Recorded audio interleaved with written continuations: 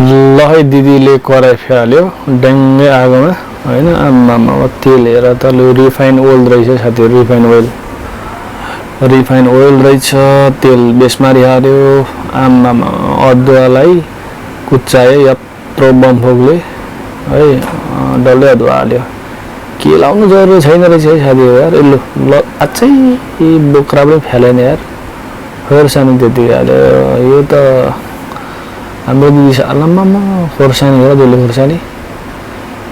खोर्सानी हेरौँ है साथीहरु खोर्सानी हरी खोर्सानी हालेको छ धुले खोर्सानी हालेको छ नुन हो चिनी हो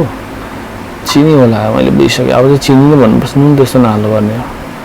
कि त्यो अजिना हो कि अजिना मटन हैन त्यो पनि हुन सक्छ है अच्छै के हाल्यो यो सोया ल्या मकैको घोगा हाल्यो त के हो यस्तो चाहिँ लु पानी पनि मैलै हाल्दै यार के भन्ने साथीहरु विचार गर्नुस् है ल्या थुप्पा कुन स्टाइल हो यार यो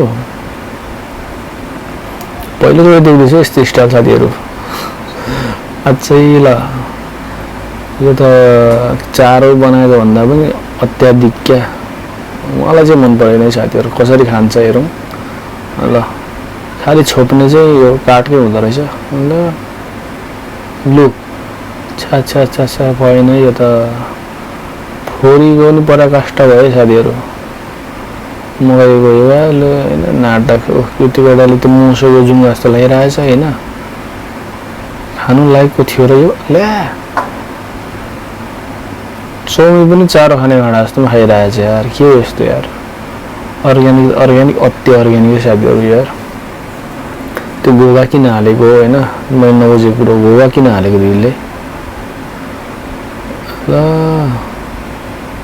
खोर्सानी त कति हालेर यस्तो हैन भिडियोको लागि बनाएको साथीहरु चाइनिजले भिडियोको लागि सबै ल भिडियो बनाउनु लाइक शेयर कमेन्ट गर्नुस् है नमस्कार जय नेपाल।